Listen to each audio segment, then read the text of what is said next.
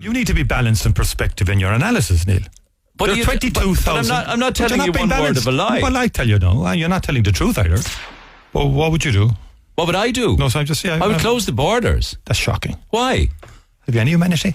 The frustration amongst people, and I've asked people to text, and over again, is the open border policy. I was looking at the numbers.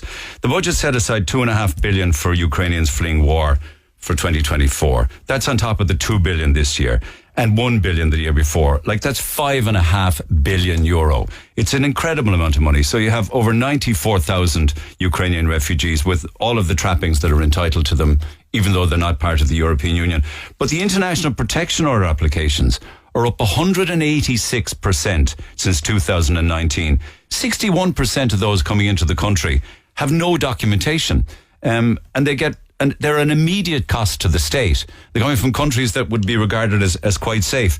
And people are very, very worried or angry or annoyed that that kind of money is being spent when it could have been spent helping Irish people if you had the will to do it before the war in the Ukraine. Well, what would you do? What would I do? No, so I'm just saying. I would close the borders. That's shocking. Why? Have you any humanity? I mean, no, it's not about that. It's about people saying at this stage that we cannot do any more. Neil, I was at an event last night in Dublin, celebrating Ireland and Canada's relationship. And after the famine in 1847, 1849, about 40,000 people arrived in Toronto. And they had a population of 20,000. They took a starving Irish in on that occasion. Now, the way to deal with migration, and what it's not an open border policy. You can do all you like. We've seen in Britain. But international protection orders is an open border if they come in with documentation. That's all kind of simplistic stuff. We had that in Britain with conservative parties saying we'll do this and we'll do that. They couldn't stop any migration. You know why? People will do anything to leave some of these countries because of war, because of conflict. Now, let's take Ukraine.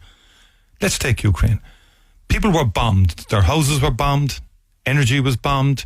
It's the first war on European mainland since World War II. Where did you find the money for it, though? The point is, what I'm trying to say to you is we have to have some degree of humanity. No, Leo Varadkar has said that we should pretty much stop and send money instead. I think in the immediate aftermath of that war, people had to leave certain localities because of the brutality of the war. Yeah, I went to Busha, I went to Irpin, I saw photographs of men with their hands tied behind the back, bullets in their heads and murdered.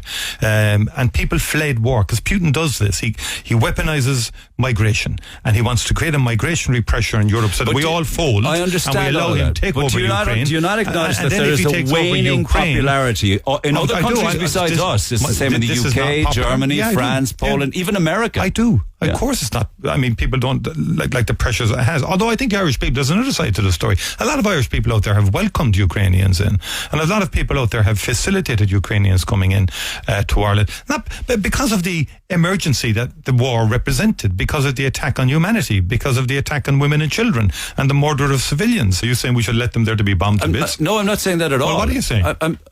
I'm saying. what are you saying? I'm saying when do you say enough is enough? I'm saying that people contact me every day talking about their own struggles in their lives, and everything comes down to money or lack of money coming into a household. Can I just say, the Gardaí are quitting in their droves. The nurses and teachers are emigrating. The nursing homes are closing. The creches are closing. The preschools, the daycare, all about money. You need to be balanced in perspective in your analysis, Neil. But there are 22,000. I'm not telling you one word of a lie. Well, I tell you no. You're not telling the truth either.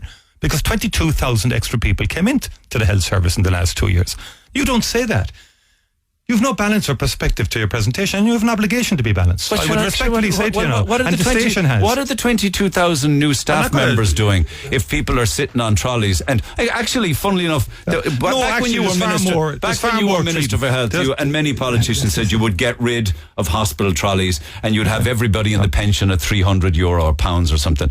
What are you talking about? I mean, the point is, they're the election promises. We're having a robust debate here, but I'm not going to sit and take narrative. Cork's #1 talk show, The Neil Prendeville Show on Red FM.